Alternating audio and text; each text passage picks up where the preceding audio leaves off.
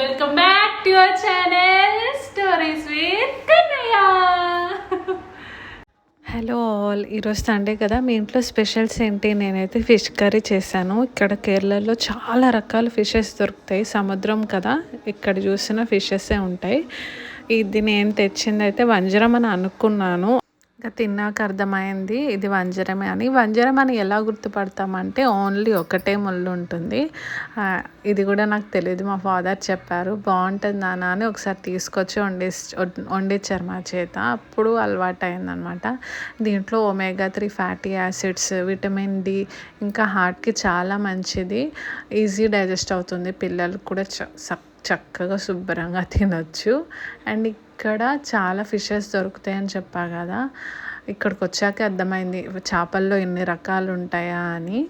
నేను కమింగ్ వీడియోస్లో మంచి మంచి రెసిపీస్ చేసి చూపిస్తాను.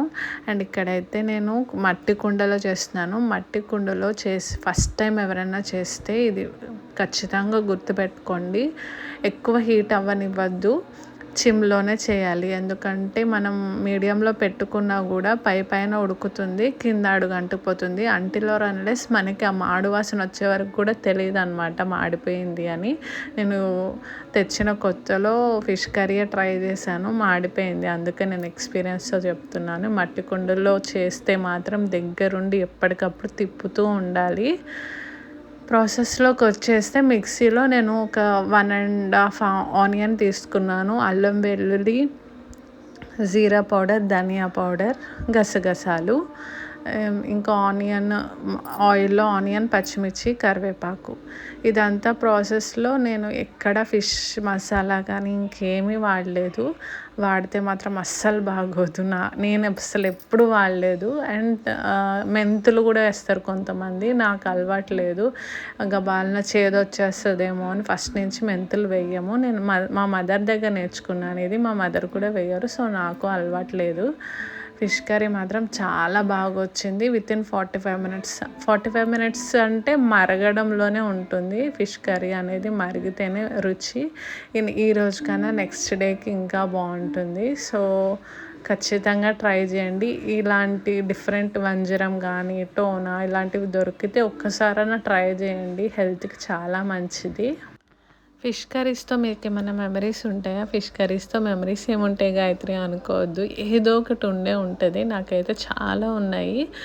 నేను అసలు చిన్నప్పుడు ఫిష్ కర్రీ తినకపోయేదాన్ని, కానీ మా ఇంటి పక్కన, అది విజయవాడలో, ఇంటి పక్కన పప్పత్త అని ఉండేవాళ్ళు, ఆవిడ కొట్టి మరీ తినిపించేది. సండే వస్తే నాకు ఏడుపు వచ్చేది ఫిష్ కర్రీ తినాలా అని.